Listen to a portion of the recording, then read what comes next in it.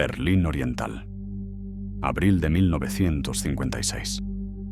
La tormenta cae con furia sobre los campos de Adlershof, al sureste de la ciudad.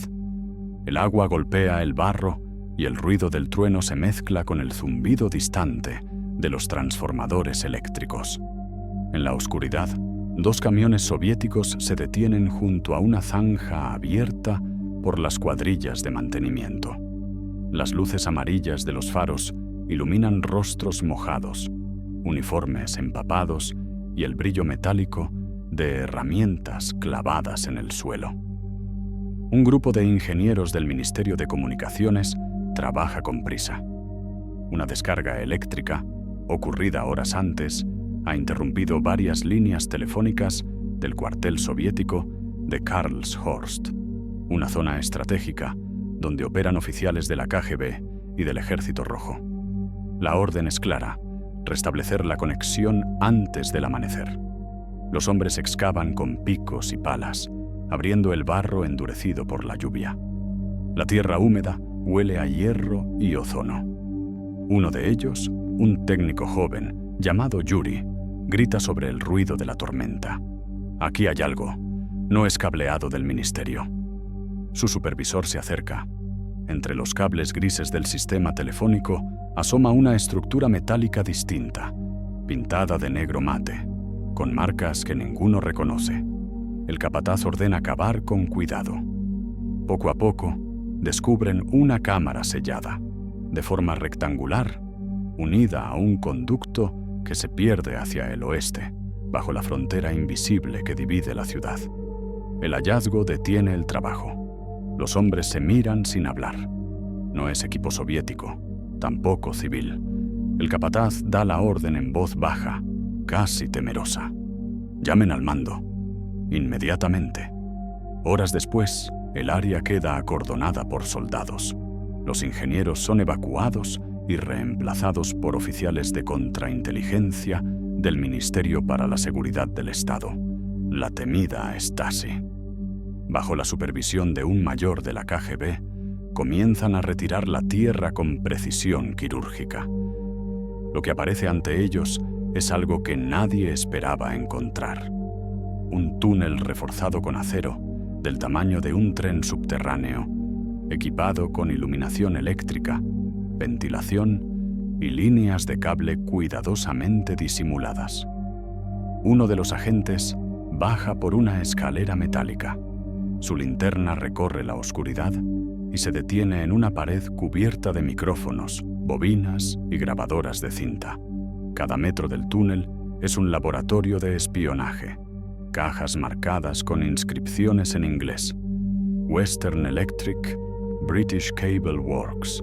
El oficial enciende una de las grabadoras. El carrete gira unos segundos.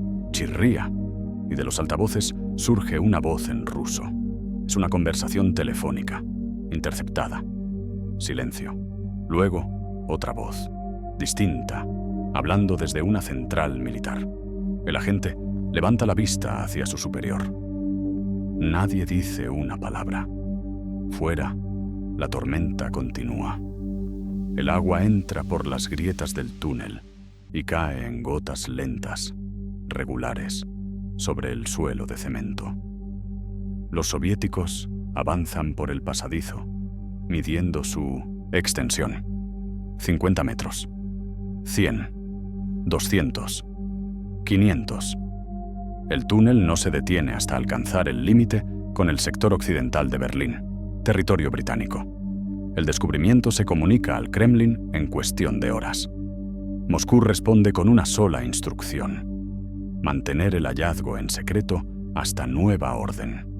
La KGB entiende de inmediato lo que tiene entre manos. No es una simple intrusión, es una humillación estratégica. Un coronel soviético, empapado por la lluvia, observa la entrada del túnel mientras los hombres sellan el acceso. ¿Cuánto tiempo han estado ahí abajo?, pregunta. El ingeniero jefe no sabe responder. Tal vez meses, tal vez años. Los oficiales se miran en silencio, conscientes de que el enemigo ha estado escuchando todo. Llamadas militares, informes, conversaciones personales.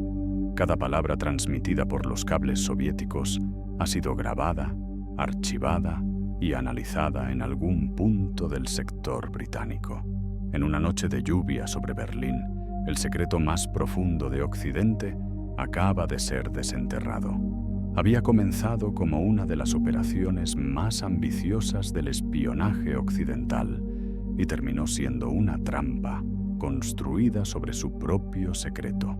A finales de la Segunda Guerra Mundial, Berlín quedó convertida en un desierto de ladrillos y humo. Las avenidas que alguna vez desfilaron ejércitos ahora eran escombros, y sobre ellas se levantó el nuevo campo de batalla. Una ciudad partida en 4 zonas, administrada por los vencedores. Lo que debía ser una ocupación temporal se convirtió en un tablero de poder donde cada calle, cada edificio y cada voz contaban. En 1949, la división dejó de ser provisional. 2 banderas, 2 monedas, 2 sistemas políticos coexistiendo en una misma ciudad. Berlín Occidental, controlado por británicos, estadounidenses y franceses. Berlín Oriental, bajo el puño soviético. La frontera entre ambos era invisible al principio, apenas una línea en los mapas militares. Pero pronto se llenó de alambradas, torres de vigilancia y patrullas armadas. El aire de Berlín se volvió una mezcla de polvo, carbón y sospecha. De día, los trenes y tranvías seguían cruzando la ciudad, llevando obreros, espías y contrabandistas en el mismo vagón. De noche, el silencio estaba lleno de pasos que no querían ser oídos. La policía soviética revisaba documentos en los puentes. Los soldados británicos hacían lo mismo en los túneles. En los mercados del este se vendían relojes americanos a cambio de pan. En los cafés del oeste, agentes del bloque comunista compraban secretos a cambio de cigarrillos. En el oeste, los periódicos hablaban de libertad y reconstrucción. En el este, los murales proclamaban fraternidad socialista. Pero bajo ambos discursos se libraba otra guerra, invisible, entre los servicios de inteligencia. Berlín se convirtió en la capital mundial del espionaje.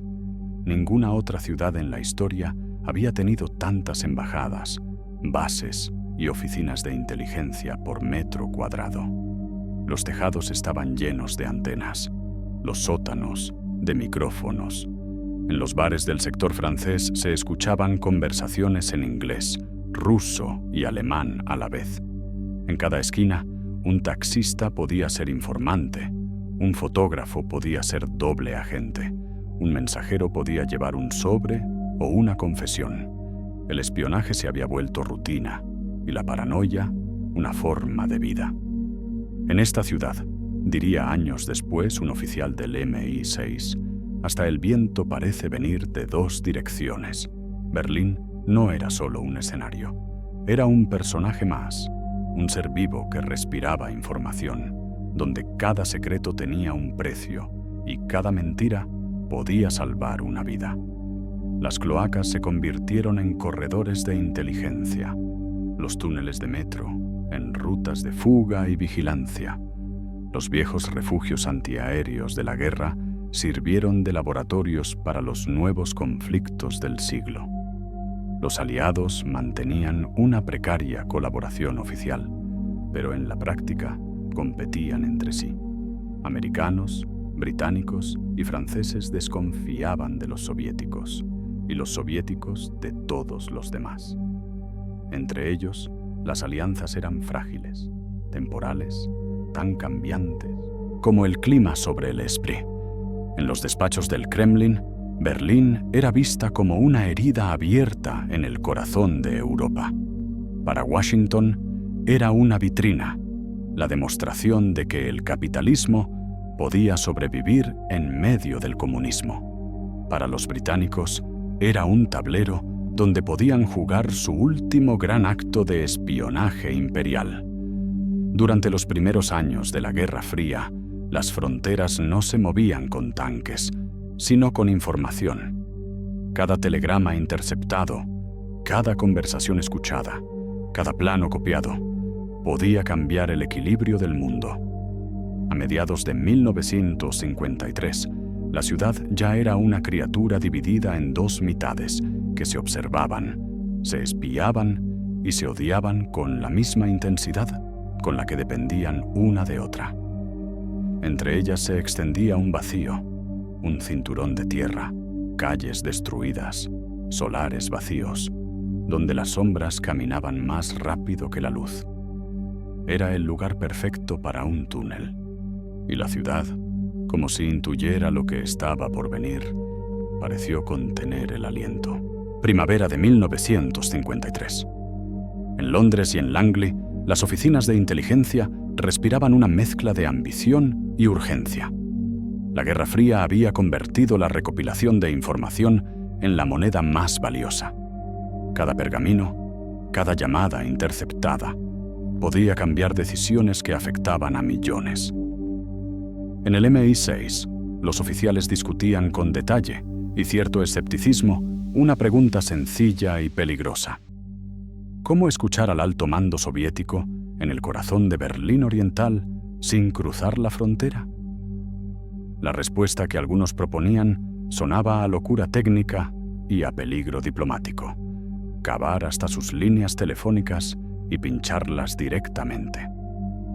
En Langley, la recién fortalecida CIA, todavía construyéndose como organización de alcance global, miraba con interés.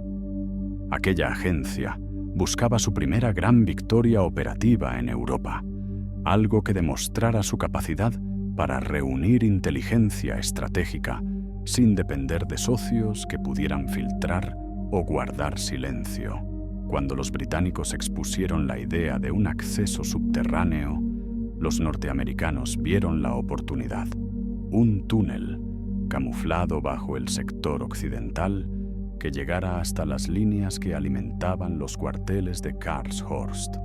Desde allí, micrófonos y grabadoras podrían recoger horas y horas de conversaciones militares, órdenes y planes. El resultado prometía ser apabullante. La propuesta descansaba sobre un precedente exitoso.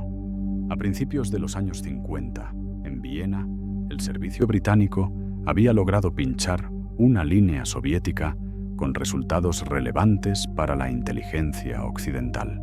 Eso demostró que era técnicamente posible interceptar comunicaciones perfectamente custodiadas, pero extrapolar aquella operación a Berlín implicaba escalar los riesgos por un orden de magnitud.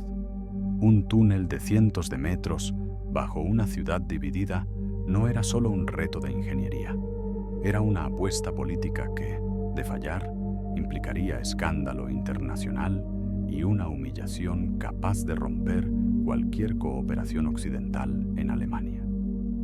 Las reuniones entre analistas, ingenieros y oficiales influyentes se hicieron frecuentes. Los planos se desplegaban sobre mesas, se proyectaban secciones de mapa con el trazado de tuberías y líneas telefónicas. Algunos miembros del equipo eran escépticos por instinto profesional, otros ambiciosos hasta la imprudencia.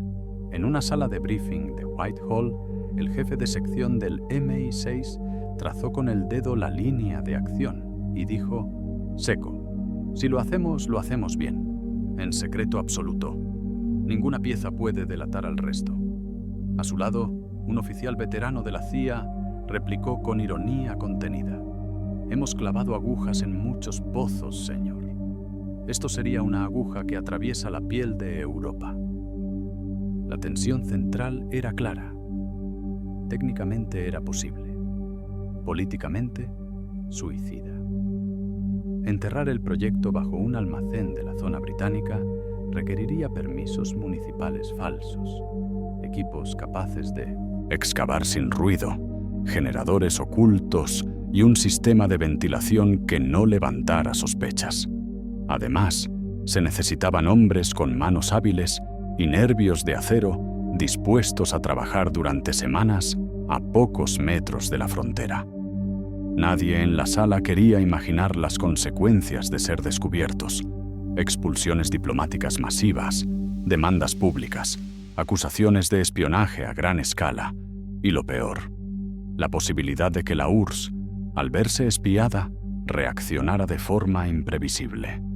En un pasillo de la estación de St. James, el referente operativo británico susurró a su homólogo americano: «Si lo logramos, tendremos una ventana sobre todos sus movimientos en Alemania Oriental. Pero si se filtra, habremos cavado nuestra propia tumba política». El americano, con una copa de whisky en la mano, asintió despacio. «Entonces no podemos permitir que se filtre. Punto». Mientras tanto, en los despachos técnicos, los ingenieros diseñaban soluciones a los problemas prácticos: cómo sostener un túnel de 2,7 metros de alto, sin que el ruido de la máquina se oyera en la superficie; cómo evacuar los escombros sin atraer la atención del mercado cercano; cómo llevar tendidos de cable hasta los puntos de intercepción, evitando zanjas y pasos controlados. Cada respuesta añadía otra capa de complejidad y elevaba el precio moral de la operación. Al final de varias semanas de deliberación, el equipo acordó dar el paso. No fue una decisión tomada por una sola cabeza, sino por una coalición pragmática. Los británicos aportarían el conocimiento local y el camuflaje operativo. Los americanos, el capital, el equipamiento de grabación y parte de la logística. En voz baja, antes de separarse, el jefe del MI6 pronunció una frase que quedaría grabada en los archivos: «Haremos algo que no se hace: cavar donde nadie mira y escuchar donde todos hablan. Si nos pillan, que no digan que no les advertimos». Y así, la idea imposible dejó de ser un documento en una mesa para convertirse en un plan concreto: Operation Gold. La ciudad de Berlín, que ya respiraba secretos, iba a recibir bajo sus calles una nueva vena de inteligencia. Era la promesa de un tesoro, y precisamente por eso, el riesgo más grande de una guerra de sombras que apenas comenzaba. En el verano de 1953, el proyecto tomó forma y recibió un nombre en clave: Operation Gold. Era el tipo de nombre que parecía demasiado obvio para ser real, y quizá por eso funcionó. Bajo su manto se escondía la colaboración más audaz entre los servicios de inteligencia británicos y estadounidenses desde el final de la guerra. El diseño era simple en el papel, monumental en la práctica. Un túnel de unos 500 metros excavado desde el sector británico de Berlín, cruzando la línea de demarcación para alcanzar las líneas telefónicas del cuartel soviético de Karlshorst. El punto de entrada estaría disimulado en un almacén industrial a las afueras del distrito de Rudow, oficialmente registrado como una estación de mantenimiento de radio. Nadie fuera de un círculo diminuto conocería la verdad. El enlace entre ambos mundos, británico y americano, lo encarnaban tres hombres tan distintos que solo el espionaje podía haberlos reunido. William King Harvey, agente de la CIA, era el motor práctico del proyecto. Ex policía de Indianápolis, de voz ronca y costumbres ásperas, bebía whisky con el mismo método con que planificaba operaciones: despacio, sin derramar. Tenía la mente de un investigador y el temperamento de un boxeador. No creía en los ideales abstractos de la guerra ideológica, creía en resultados. Para él, Operation Gold no era una aventura romántica, sino un experimento medible. Si conseguimos escucharlos sin que lo sepan, habremos ganado más que en 100 discursos, decía con su acento medio americano, entre una bocanada de humo y un trago. En el otro extremo del espectro estaba Peter Lunn, jefe del MI6 en Berlín, un hombre formado entre manuales de estrategia y diplomacia. De modales refinados, voz suave y una precisión que rozaba la obsesión, trataba cada fase de la operación como si se tratara de una pieza de relojería suiza. Vestía siempre con trajes perfectamente planchados, incluso bajo tierra, y tenía la convicción de que la inteligencia debía ejecutarse con elegancia. Donde Harvey veía un problema operativo, Lund veía una oportunidad de refinamiento. Ambos discutían a menudo, pero se respetaban en silencio. «Si hacemos esto», le dijo Harvey una tarde en el sótano improvisado que serviría de base de operaciones, «necesitaremos mantenerlo fuera de los ojos de medio Berlín y de la mitad de nuestros propios hombres», añadió Lund sin levantar la vista del plano. «Los secretos grandes sobreviven solo cuando nadie los nota». Entre ellos se movía un tercer hombre, George Blake, el oficial de enlace anglo-holandés encargado de coordinar la comunicación entre Londres y Berlín. Tenía 31 años, una sonrisa tranquila y una cortesía que rozaba lo clerical.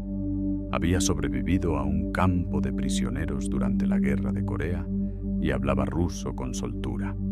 Su labor parecía burocrática, casi invisible: transmitir mensajes, redactar memorandos, mantener el Main-Den. Equilibrio entre egos y jurisdicciones. Nadie sospechaba que detrás de su serenidad se escondía algo más. Blake creía sinceramente en el poder de las ideas, en la justicia social que el comunismo prometía. Tras su cautiverio, se había convencido de que Occidente había perdido el rumbo moral. No lo decía en voz alta, pero sus convicciones lo habían llevado, años antes, a ofrecer sus servicios a la KGB. Cuando Lund lo describía ante sus superiores, lo llamaba meticuloso y discreto. Harvey, menos indulgente, lo definía como demasiado educado para ser de fiar. En otoño de 1953, los tres coincidieron por primera vez en una reunión técnica en Berlín Occidental. Sobre la mesa había mapas del subsuelo, diagramas telefónicos y fotografías aéreas del perímetro oriental. La tensión entre ellos era palpable. Los británicos querían precisión, los estadounidenses querían velocidad. «Si tardamos demasiado, los soviéticos cambiarán el tendido», dijo Harvey. «Si cavamos con prisa, se hundirá el túnel», respondió Lund con calma. Blake los observaba, tomando notas en silencio, la pluma moviéndose con una lentitud que parecía estudiada. La colaboración entre agencias se formalizó en diciembre. Londres aportaría la cobertura diplomática y la experiencia local. Langley financiaría la infraestructura y la tecnología de escucha. Bajo el almacén falso, ingenieros militares británicos comenzaron a instalar maquinaria alemana desmantelada de la guerra: excavadoras pequeñas, generadores eléctricos, bombas de ventilación. Todo debía operar en un rango de decibelios que no superara el ruido ambiental de la ciudad. Harvey, al supervisar los primeros planos del túnel, se permitió un comentario mordaz. «Es irónico, ¿no? Cavamos en secreto para oír a un enemigo que también cava para escucharnos». Lund levantó la vista y sonrió con cortesía inglesa. «La diferencia, William, es que nosotros sabemos guardar silencio». George Blake sonrió con ellos. Nadie lo notó, pero en su mente ya se había formado una decisión. Aquella operación sería su oportunidad para demostrar a Moscú cuánto confiaban en él. Y así, mientras los ingenieros afinaban los instrumentos y los planos tomaban cuerpo, la Operación Gold echó a andar con una certeza y un secreto compartidos. Estaban a punto de cavar la frontera más peligrosa del mundo. A comienzos de 1954, mientras los planos del túnel tomaban forma en los despachos aliados, un hombre cruzaba en tren desde Berlín hacia Viena con una maleta de cuero oscuro. Era George Blake. Llevaba un pasaporte diplomático británico y un aire tranquilo, casi clerical, el de alguien que aparenta ir a una conferencia rutinaria. En realidad, viajaba para mantener su primer encuentro directo con un oficial del servicio secreto soviético. En un pequeño apartamento, en los suburbios de Viena, Blake se sentó frente a un hombre que se presentó como Sergei. En la mesa había té, pan negro y silencio. Sergei lo dejó hablar primero. «Tengo información de alto nivel», dijo Blake con una serenidad que no era fingida. «Una operación conjunta, británica y americana. Van a cavar». El soviético alzó las cejas. «¿Cavar?» «Un túnel, bajo Berlín. Quieren pinchar las líneas telefónicas de Karlshorst». El encuentro duró menos de 1 hora. Blake entregó nombres, ubicaciones aproximadas, cronogramas de trabajo y los protocolos de seguridad. No pidió dinero. Lo que buscaba era convicción, propósito. La KGB entendió de inmediato el valor de aquel hombre. Lo registraron con un nombre en clave: Diomedes. De regreso a Berlín, Blake reanudó su rutina con una precisión inhumana. Tomaba notas, asistía a reuniones, transmitía mensajes entre el MI6 y la CIA. Sonreía, bromeaba, trabajaba más horas que nadie. Nadie sospechaba de él. A veces, mientras observaba los planos del túnel extendidos sobre la mesa, pensaba en la ironía. Los británicos excavaban hacia el este sin saber que los soviéticos ya conocían cada metro de la ruta. En Moscú, la información fue analizada con cautela.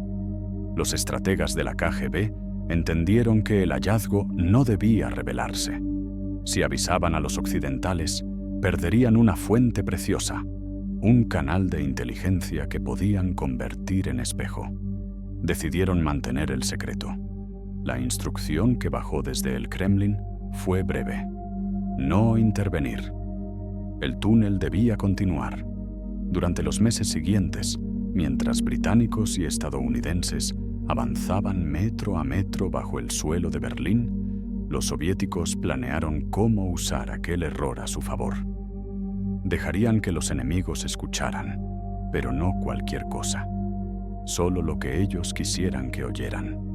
En una reunión en el cuartel de Karlshorst, el general Sergei Kondrashov repasó los informes con tono neutro. Podemos filtrar información real, en pequeñas dosis. Así creerán que lo que obtienen es oro. Y mezclaremos falsos datos sobre despliegues y rutas de suministro. Un coronel más joven preguntó: ¿y si sospechan que lo sabemos? Kondrashov apagó su cigarrillo en el cenicero y respondió sin levantar la vista: entonces dejarán de escuchar, y nosotros queremos que escuchen. Mientras tanto, en el sector occidental, Harvey y Lund supervisaban las obras creyendo que cada metro ganado era un triunfo secreto. A veces discutían los plazos, a veces brindaban con whisky y té por la victoria invisible. En medio de ellos, Blake mantenía la compostura. Lo hacía con la calma de quien sabe que el resultado ya está decidido. En sus informes a Moscú, describía con precisión quirúrgica el progreso de la excavación, los nombres de los ingenieros, la profundidad exacta del túnel, incluso la marca de los micrófonos que planeaban instalar. Y añadía una recomendación: no sabotear, no alertar, escuchar también nosotros. Durante los siguientes años, el túnel se convirtió en el secreto mejor guardado de ambos bandos. Para Occidente, era una obra maestra de ingeniería y sigilo.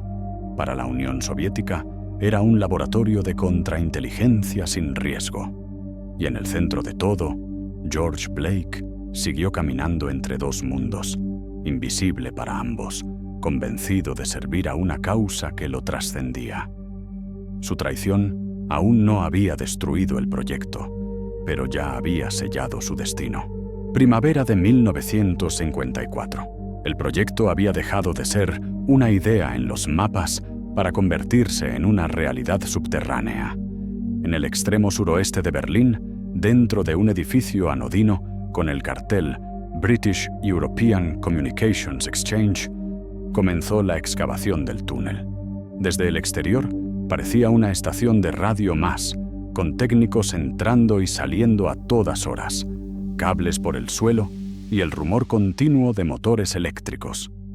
Nadie en la superficie sospechaba que, bajo aquellas paredes, la Tierra se abría paso hacia el corazón del Berlín soviético. El primer equipo bajó por una escotilla metálica a 5 metros de profundidad. La luz era escasa, el aire espeso. A esa hora, las 2 de la madrugada, el tráfico en la superficie servía de cortina de ruido. Bajo tierra, el trabajo debía realizarse con la precisión de un cirujano y la discreción de un ladrón. Cada golpe de pala, cada giro de válvula, estaba medido al milímetro. Los británicos habían diseñado una maquinaria especial. Excavadoras compactas con engranajes bañados en grasa densa para reducir el ruido, bombas de aire recubiertas con paneles de goma y martillos neumáticos modificados para vibrar a frecuencias inaudibles en la superficie. Las paredes del túnel se reforzaban con arcos de acero prefabricado y se sellaban con un recubrimiento de caucho que impedía el eco. El túnel tenía 2,7 metros de altura y un ancho de 2 metros, suficiente para que los hombres pudieran moverse agachados con el equipo de construcción y las grabadoras que se instalarían más adelante. Trabajaban por turnos de 12 horas. En los días de lluvia, la humedad se filtraba desde el suelo y la temperatura descendía hasta el punto de entumecer los dedos. Los generadores apenas bastaban para alimentar la iluminación tenue que convertía el pasadizo en una sucesión interminable de sombras. A veces, el silencio era tan denso que podía oírse el propio corazón latiendo dentro del traje. Harvey bajaba una vez por semana para supervisar el avance. En cada visita, repetía la misma advertencia con voz grave, la linterna temblando en su mano. Si hacemos ruido, cavaremos nuestras propias tumbas. Uno de los ingenieros, empapado en sudor y barro, levantó la vista y respondió sin detenerse. Entonces, cava despacio. Aquel intercambio se convirtió en una especie de lema. Cavar despacio era más que una instrucción, era una filosofía. Cada día, los equipos avanzaban apenas 2 o 3 metros, extrayendo la tierra en pequeños contenedores metálicos que se enviaban por un sistema de raíles hacia la base de operaciones. Allí, los escombros eran disimulados entre el material de construcción del edificio y retirados junto con los desechos del día. Nada podía delatar el trabajo. El aire se volvía cada vez más denso a medida que el túnel se alargaba. Se instalaron conductos de ventilación y un sistema de bombeo de agua para evitar filtraciones. En la superficie, los ingenieros civiles británicos ajustaban la potencia de las máquinas para que las vibraciones coincidieran con el tráfico de la carretera cercana. Cuando pasaba un tranvía, las palas giraban. Cuando la ciudad dormía, todo se detenía. A mediados de verano, el túnel ya se extendía más de 300 metros bajo tierra. En el interior, los obreros trabajaban en un silencio reverencial. Algunos decían que, si se quedaba uno quieto el tiempo suficiente, podía oír a través de las paredes las voces apagadas de la ciudad. Risas, motores, pasos sobre los adoquines. No sabían si era imaginación o eco, pero nadie se atrevía a romper el ritmo. En cada extremo de la galería, técnicos británicos y estadounidenses registraban los avances en planos detallados. Lunn, obsesivo con las proporciones, exigía reportes diarios de profundidad y temperatura. Harvey prefería mirar los resultados en persona, caminar entre el barro con la chaqueta abierta y un cigarrillo sin encender en la boca. El túnel crecía como un organismo vivo, respirando a través de los ventiladores, alimentándose de electricidad y sudor humano. Cada metro excavado era una victoria silenciosa, un paso más cerca del objetivo. Y arriba, Berlín seguía latiendo sin saber que, Bajo sus pies, un corredor de acero y oscuridad unía dos mundos que se espiaban incluso mientras dormían. El túnel alcanzó su objetivo en la primavera de 1955, casi un año después de iniciarse la excavación. La perforadora emergió bajo la zona de Altglienicke, a menos de 10 metros de las líneas subterráneas que conectaban los cuarteles soviéticos de Karlshorst con las bases del ejército alemán oriental. Lo que al principio había sido un plan teórico se transformó en una estructura tangible, una galería de acero y hormigón que respiraba un aire húmedo, tibio, cargado de electricidad y secreto.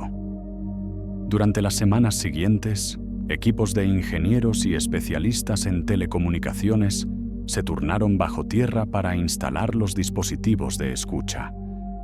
Se conectaron micrófonos direccionales a los cables principales.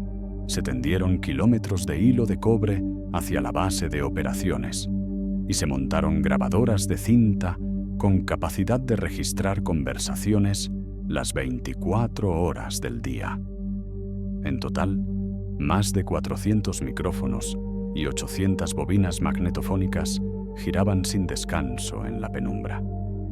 Cada una de ellas almacenaba el eco de un mundo que no sabía que estaba siendo escuchado. En el edificio de superficie, el falso centro de comunicaciones británico funcionaba con una rutina meticulosa. Hombres de traje, mujeres con auriculares, traductores y analistas se movían entre pasillos estrechos, repletos de carretes etiquetados. Karlshorst Command, Eastern Sector Military Lines, Radio Chatter, Priority 3. Cada día, las cintas grabadas se clasificaban, numeraban y enviaban por valija diplomática a Londres y a Langley para su análisis. La información era descomunal.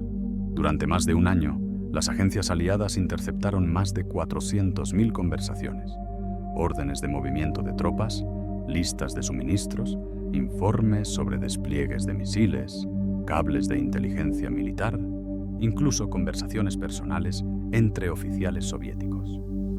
Lo que antes eran sombras se volvió detalle. Lo que antes eran rumores, pruebas. En un despacho del sector británico, Lund revisaba las transcripciones con una mezcla de satisfacción y asombro. Sabía que jamás volverían a conseguir algo semejante. Harvey, más pragmático, leía los informes con un cigarrillo colgando de los labios. «Escucha esto», dijo una vez, sosteniendo una página. Se quejan del café. En el cuartel soviético de Karlshorst, los oficiales dicen que el café americano es mejor. Lund levantó la vista y replicó con frialdad británica. No subestime los pequeños detalles, William. Los imperios también se miden por lo que extrañan. Entre ambos sabían que lo que tenían entre manos era un logro sin precedentes. En los documentos internos, la CIA se refería a la instalación como la joya del espionaje occidental. Era la guerra sin disparos, una guerra de voces, de cables y grabaciones. Cada palabra captada era una bala evitada. A diferencia de las operaciones de campo, no había héroes visibles ni medallas. Solo un zumbido constante, el sonido de las cintas girando en las máquinas, el roce de las agujas registrando frecuencias, la respiración del túnel convertido en oído. A veces, los analistas pasaban horas escuchando conversaciones anodinas, clima, fútbol, quejas sobre uniformes. Pero entre esos fragmentos cotidianos surgían perlas de información pura, planes de reorganización militar, cambios de mando, reportes cifrados mal codificados que revelaban movimientos de material nuclear. Cada pista alimentaba una red de análisis que terminaba en informes para Washington y Londres. Bajo tierra, el túnel permanecía en silencio, invisible. En la superficie, el tráfico berlinés seguía su curso, ajeno a que, bajo los neumáticos de los coches, a 20 metros de profundidad, El futuro de la guerra se medía en fragmentos de voz. Harvey lo resumió una noche mientras observaba los monitores desde la sala de control. No necesitamos verlos, con escucharlos basta. Y tenía razón.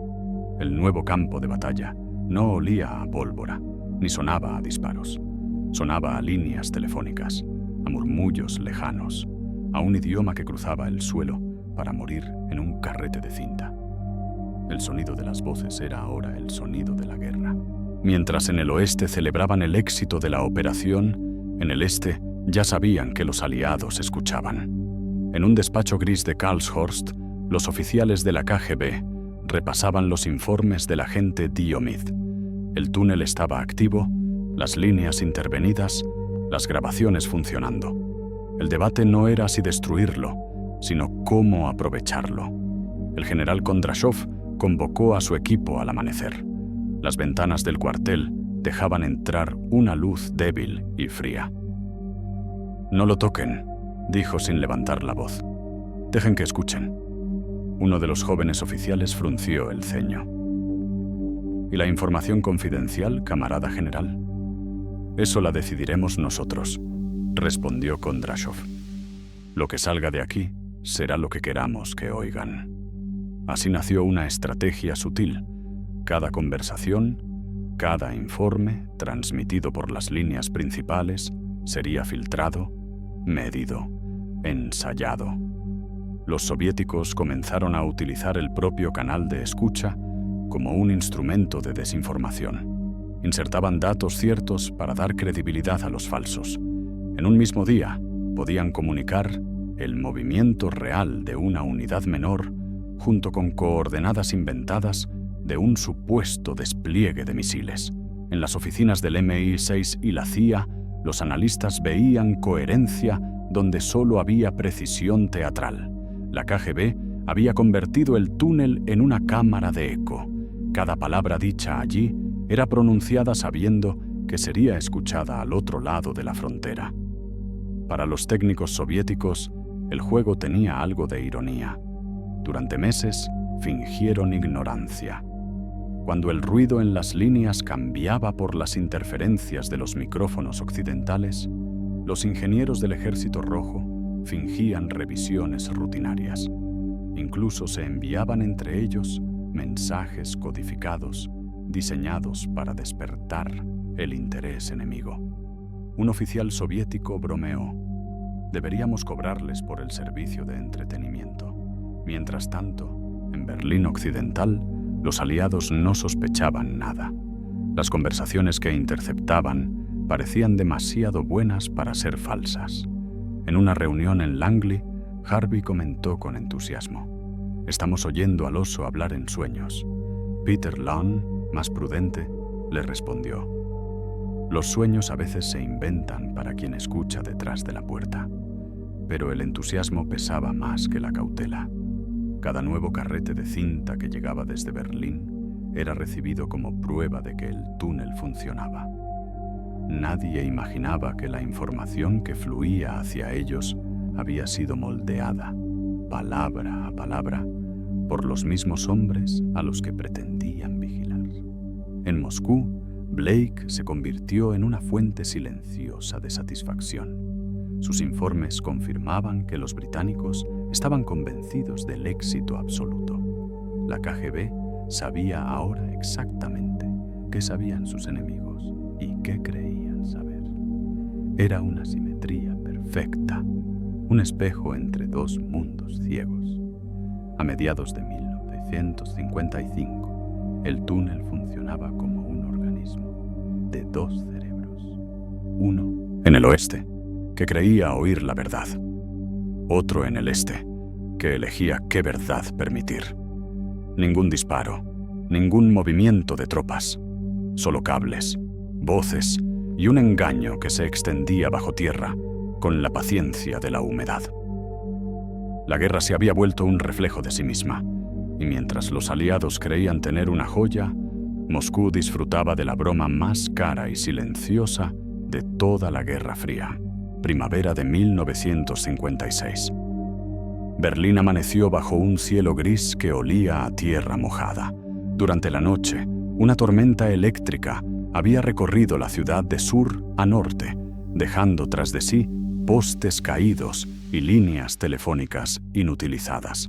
En el distrito de Adlershof, los técnicos soviéticos recibieron la orden de inspeccionar un tramo averiado de cableado que conectaba el cuartel de Karlshorst con las bases de comunicaciones del este. Era un trabajo rutinario, el tipo de tarea que se ejecuta sin prisa ni testigos. A media mañana, una brigada de mantenimiento llegó al lugar. Entre ellos, un joven ingeniero llamado Sergei Denisov. Comenzaron a excavar en busca del punto exacto de la avería. La tierra, empapada por la lluvia, cedía fácilmente. A 1 metro de profundidad, los hombres encontraron algo que no esperaban: un cable que no figuraba en ningún plano. Era más grueso, de un material distinto, con una envoltura metálica que no correspondía al estándar soviético. «Esto no es nuestro», dijo Denisov, limpiando el barro del cable con la mano. El capataz, intrigado, ordenó seguir cavando. A los 2 metros apareció una estructura metálica, curvada, con un recubrimiento de goma y marcas en inglés grabadas en las juntas. Los hombres intercambiaron miradas silenciosas. Uno de ellos corrió hacia el camión y pidió por radio instrucciones. El mensaje llegó al Ministerio de Seguridad del Estado. En menos de 1 hora, la zona estaba rodeada por patrullas armadas. Los ingenieros fueron apartados. En su lugar, llegaron agentes de la Stasi y técnicos de la KGB. Traían linternas, detectores de metal y un aire de gravedad que no dejaba espacio para dudas. El suelo comenzó a abrirse bajo la lluvia fina. Pronto emergió un cilindro de acero, luego una compuerta, luego un tramo de cableado oculto. Los soviéticos comprendieron que no se trataba de una simple fuga eléctrica. Habían tropezado con algo mucho más grande. Uno de los agentes golpeó la compuerta con una llave inglesa. El sonido hueco respondió con un eco que se extendió bajo sus pies. «Hay espacio debajo», murmuró. El comandante del equipo, un hombre de voz ronca, dio la orden: «Abran». Cuando retiraron los paneles superiores, apareció un pasaje angosto, iluminado por lámparas eléctricas todavía encendidas. El aire olía a humedad y a metal oxidado. Descendieron por una escalera improvisada y caminaron algunos metros. La linterna del comandante iluminó paredes recubiertas de micrófonos, carretes de cinta, transformadores. Todo seguía allí, intacto, como si el tiempo se hubiese detenido. Uno de los técnicos se acercó a una grabadora y pulsó un botón. El carrete giró y de los altavoces brotó una voz en ruso, distorsionada, nítida. Habían encontrado el corazón del túnel. Durante los días siguientes, equipos enteros de la KGB exploraron el pasadizo. Midieron su longitud, más de 500 metros desde el punto de entrada hasta la frontera del sector británico. Las marcas en los materiales no dejaban duda: Western Electric, British Cable Works, Made in UK.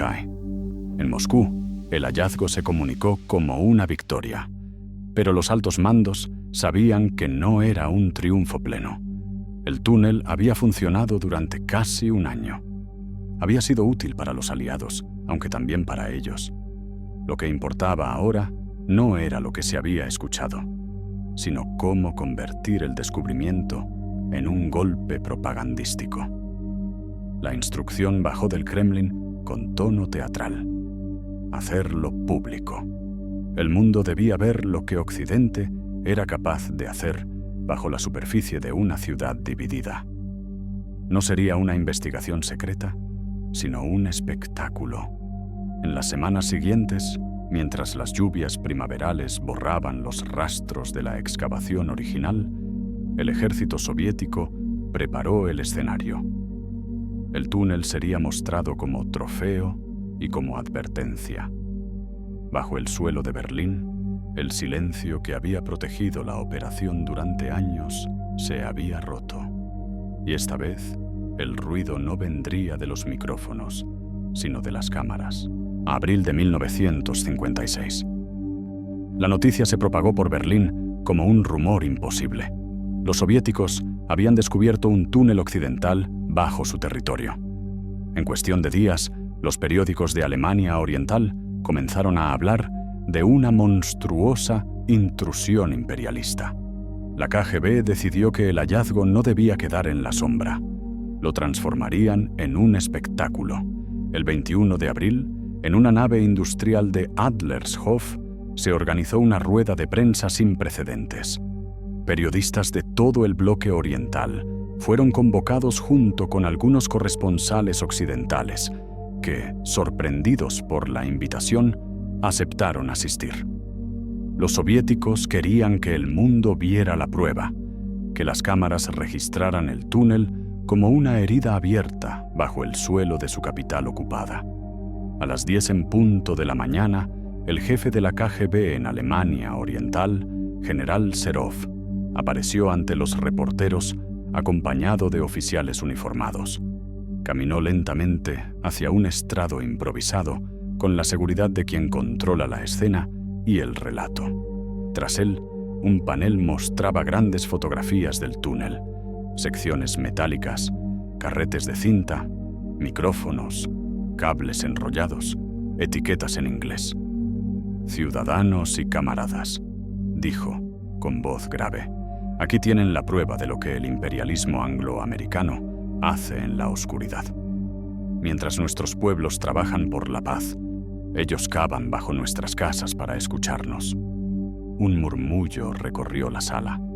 Las cámaras se acercaron a las mesas donde se habían dispuesto los artefactos recuperados.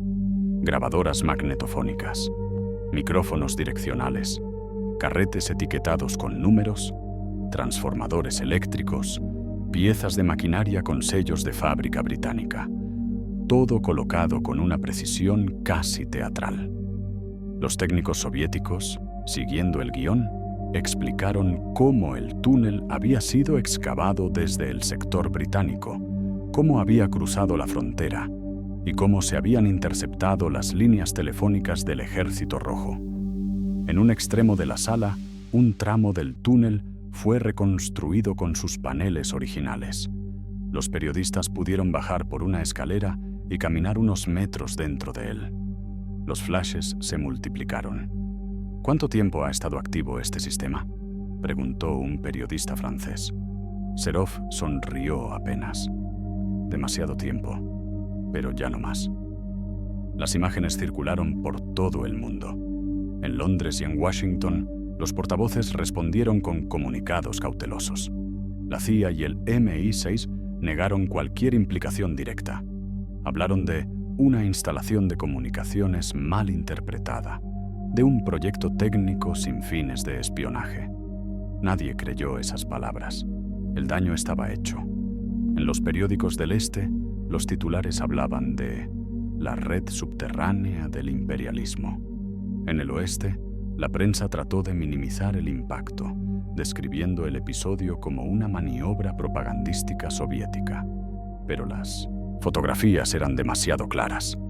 El mundo había visto los micrófonos, las cintas, las marcas en inglés. En los despachos de la CIA, William Harvey arrojó el periódico sobre la mesa sin decir nada. Loon, en Londres, leyó los titulares con gesto imperturbable, aunque sabía que el escándalo era real. «Nos han expuesto», dijo Harvey. «No», replicó Loon. «Se han expuesto todos. Ellos por cavar. Nosotros por creer que el silencio duraría». Esa tarde, en las redacciones de medio mundo, las fotografías del túnel de Berlín se convirtieron en portada. En Moscú, las copias del reportaje se exhibieron en vitrinas como trofeos. En Washington, el Congreso pidió explicaciones. En Londres, el Ministerio de Exteriores guardó silencio. La Operación Gold, el mayor logro técnico del espionaje occidental, había terminado convertida en el mayor acto de propaganda soviética. Bajo el suelo de Berlín ya no quedaban secretos. Solo el eco de una cámara vacía y los restos de un túnel que había conectado dos mundos por un breve y peligroso instante. Durante años, la historia del túnel se mantuvo envuelta en versiones contradictorias. En Occidente, se repitió que el descubrimiento de 1956 había sido una casualidad, una tormenta, una avería eléctrica, un golpe de azar. Nadie quería admitir que el enemigo pudiera haberlo sabido desde el principio. El caso fue archivado, los informes clasificados, los nombres borrados de los documentos oficiales. Pero en la inteligencia británica quedaba una sospecha sorda, una incomodidad que no desaparecía. En 1961, esa sospecha se convirtió en certeza. La Special Branch británica arrestó a George Blake, el hombre que había servido como enlace entre la CIA y el MI6 durante la Operación Gold.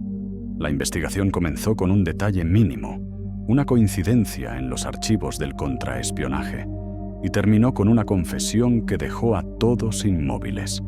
Blake habló sin evasivas ni dramatismo. Dijo que había informado a la KGB desde los primeros meses del proyecto, que había entregado planos, fechas, ubicaciones, que Moscú había sabido del túnel antes incluso de que se excavara el primer metro. Las horas de interrogatorio se convirtieron en un inventario de traición. Los agentes tomaban notas en silencio mientras él relataba, con una serenidad casi académica, sus motivos. Habló de ideales, de decepciones, de su experiencia en la Guerra de Corea, donde, según dijo, había comprendido la hipocresía del mundo occidental. Contó cómo había contactado a la KGB en Viena, cómo les había ofrecido su colaboración sin pedir dinero. No por odio, dijo, sino por convicción. La revelación cayó como una bomba.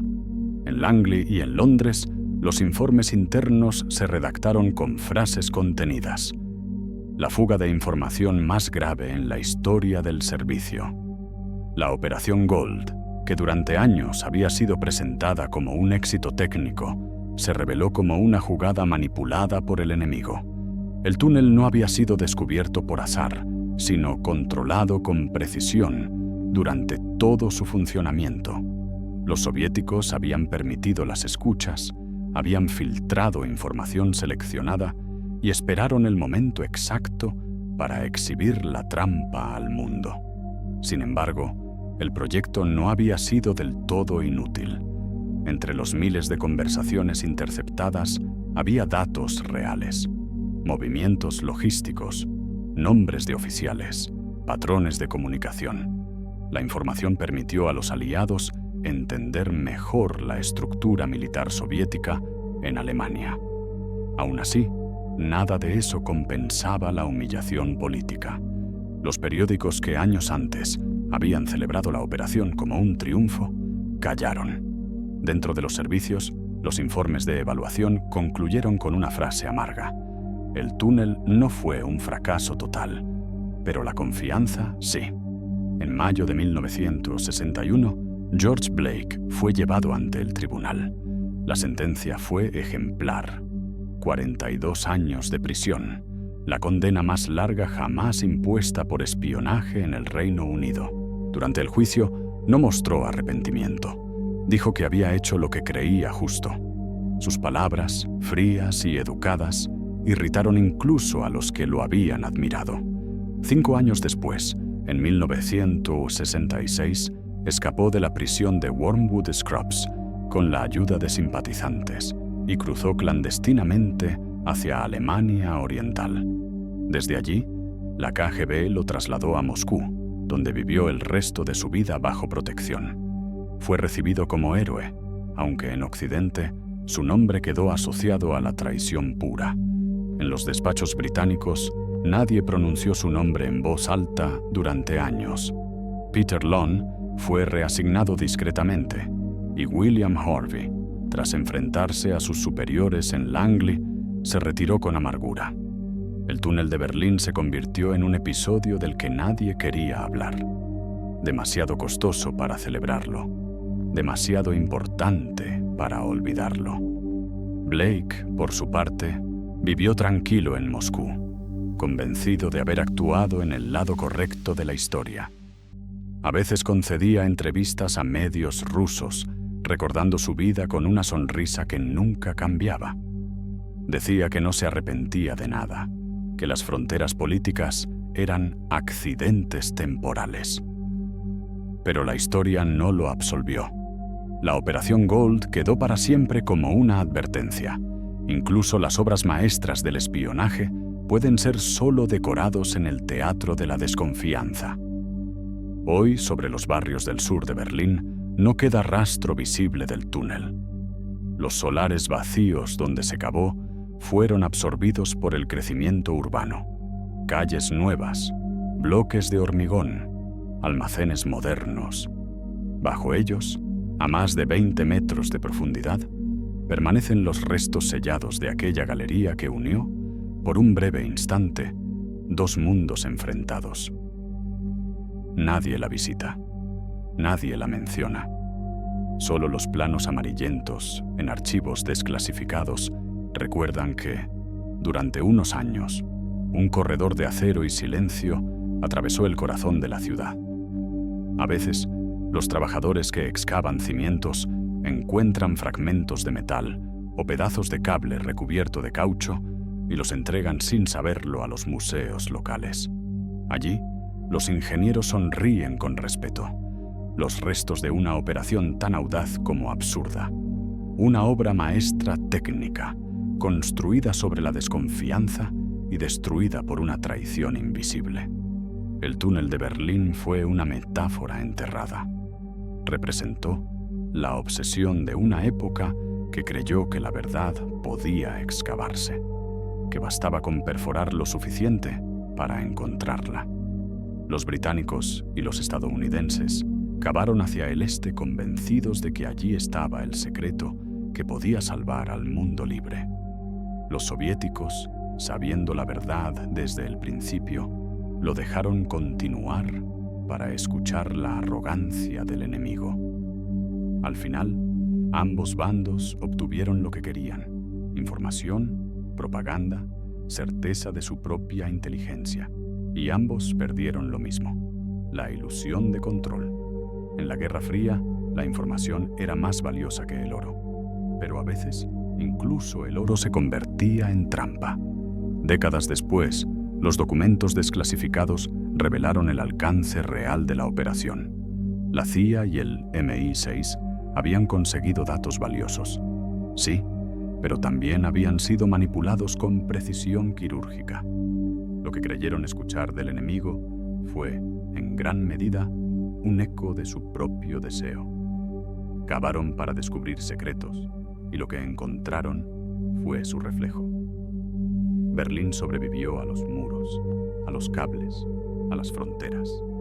La ciudad que fue laboratorio de la desconfianza es ahora un mapa abierto, cruzado por tranvías y turistas. Bajo sus calles, el túnel permanece sellado, convertido en fósil de una época donde el miedo cavaba más hondo que cualquier herramienta. MI6 cavó bajo Berlín para escuchar al enemigo y terminó oyendo su propio